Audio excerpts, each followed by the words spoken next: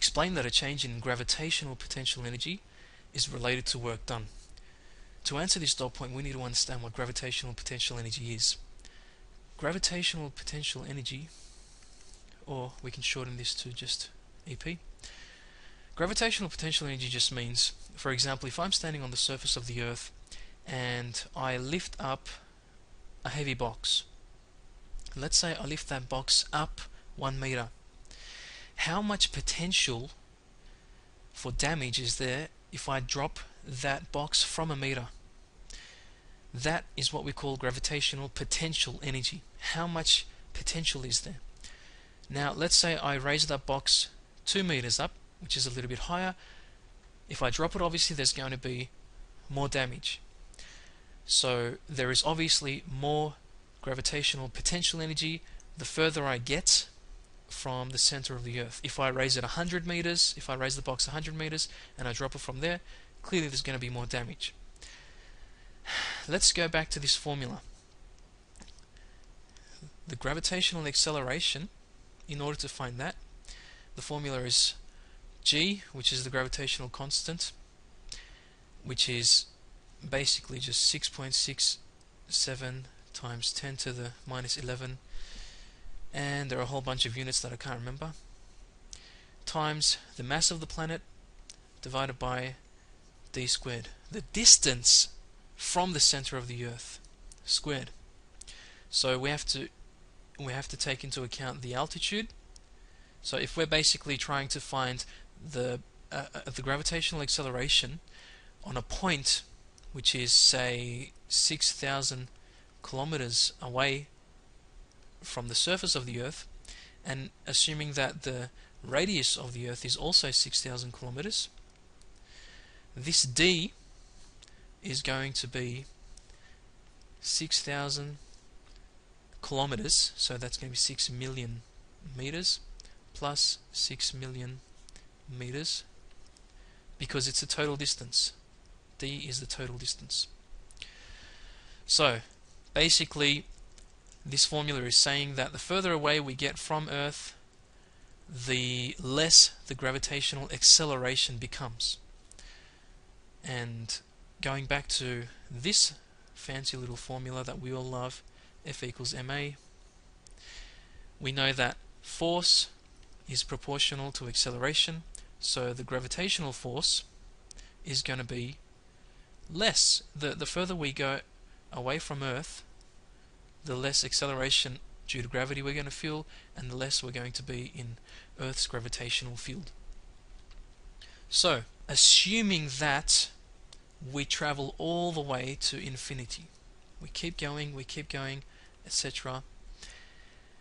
The only time we're going to get our maximum gravitational potential energy is at infinity. So we need to think, where should we take our point of reference from?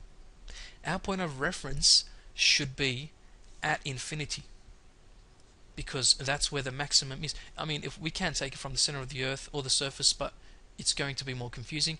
Let's take our point of reference from infinity. Now we can start working. What are we saying? We're saying gravitational potential energy, which I'll just coin to be EP.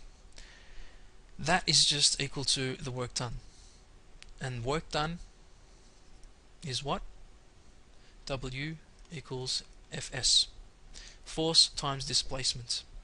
So how much force are you placing into lifting that box, and how much did you raise that box?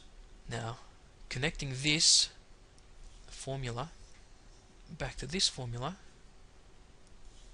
we know that F equals ma, so if we substitute ma into here, we get gravitational potential energy equals MAS, mass, acceleration, displacement.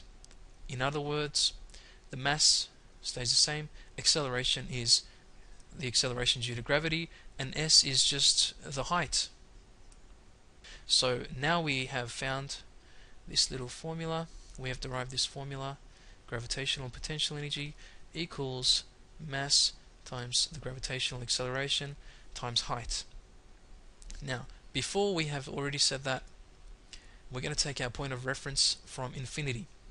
So we need to do work in order to raise the box all the way such that the radius is equal, or the distance from the center of the Earth is equal to infinity.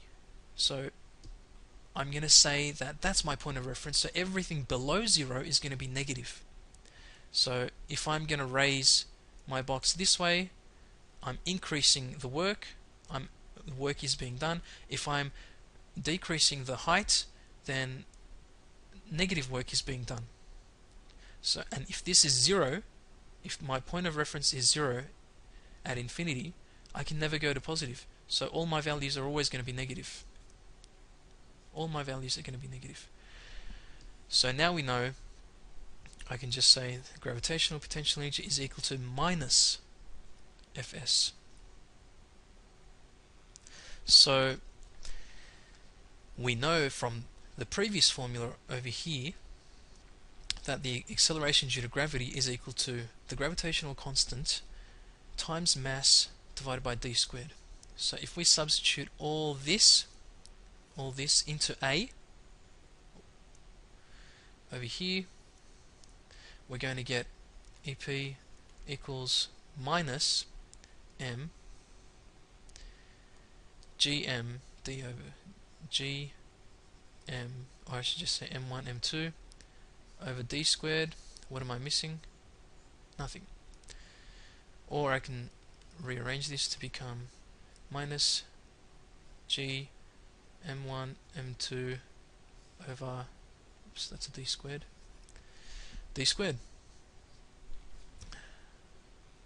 However, I've got a component. Yes, that's what I'm missing, my height component here. Height, and height is just the distance, so that cancels out with that, and I end up with my gravitational potential energy is equal to minus g m1 m2 over d. This is my formula. This is the formula I'm going to use when I'm calculating the potential energy, the gravitational potential energy.